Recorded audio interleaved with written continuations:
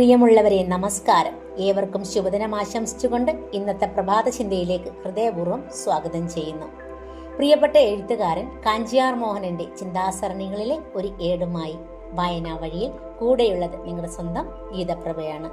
ഒരാളെ മനസ്സിൽ ശത്രുവായി പ്രതിഷ്ഠിച്ചാൽ പിന്നെ ആജീവനാന്തം അയാളെ ശത്രുപക്ഷത്ത് നിർത്തി ആക്ഷേപിക്കുന്നവർ സമൂഹത്തിൽ വർദ്ധിച്ചു വരുന്നത് ഏറെ ഗൗരവകരമായ ഒരു പ്രവണതയാണ്.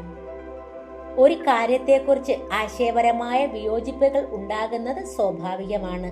എന്നാൽ വിയോജിപ്പുകൾ വ്യക്തിപരമായ വിദ്വേഷത്തിലേക്കും തേജോവധത്തിലേക്കും വഴിമാറുമ്പോൾ നാം എത്തിച്ചേരുന്നത് വലിയൊരു അധമ സംസ്കാരത്തിലേക്കാണ്.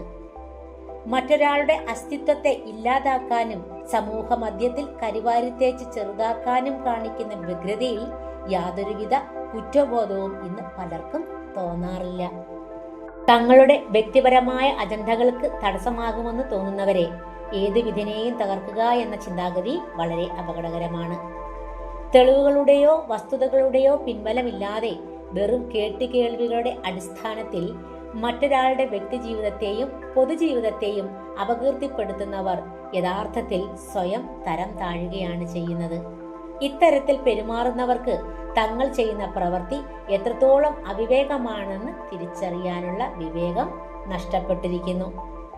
ഒരു വ്യക്തിയെ വേട്ടയാടുമ്പോൾ ലഭിക്കുന്ന വികൃതമായ ആനന്ദമല്ലാതെ അതുകൊണ്ട് സമൂഹത്തിന് യാതൊരു ഗുണവും ഉണ്ടാകുന്നില്ല. വാസ്തവത്തിൽ ഇത്തരം വ്യക്തിഹത്യകൾ അധിക്ഷേപിക്കപ്പെടുന്നവരെക്കാൾ അധിക്ഷേപിക്കുന്നവരുടെ മാനസിക നിലവാരത്തെയാണ് ചോദ്യം ചെയ്യുന്നത്.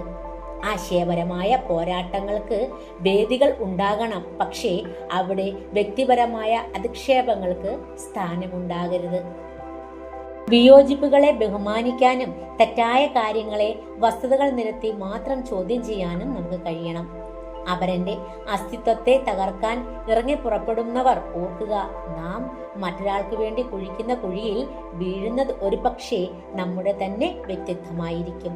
അതെ, സ്നേഹവും സഹിഷ്ണുതയും നിറഞ്ഞ ഒരു സമീപനം വളർത്തിയെടുക്കുകയും വിദ്വേഷത്തിന്റെ മതിൽക്കെട്ടുകൾക്ക് മുകളിൽ മനുഷ്യത്വത്തിന്റെ പച്ചപ്പ് വളർത്താൻ നാം ഓരോരുത്തരും ശ്രമിക്കുകയും വേണം എന്ന സന്ദേശമാണ് പ്രിയപ്പെട്ട എഴുത്തുകാരൻ കാഞ്ചിയാർ മോഹനൻ നമുക്ക് നൽകുന്നത്. പ്രിയപ്പെട്ടവർക്ക് ഒരിക്കൽ കൂടി ശുഭദിനം ആശംസിച്ചുകൊണ്ട് മറ്റൊരു പ്രഭാത ചിന്തയുമായി വീണ്ടും കാണാം. നന്ദി, നമസ്കാരം.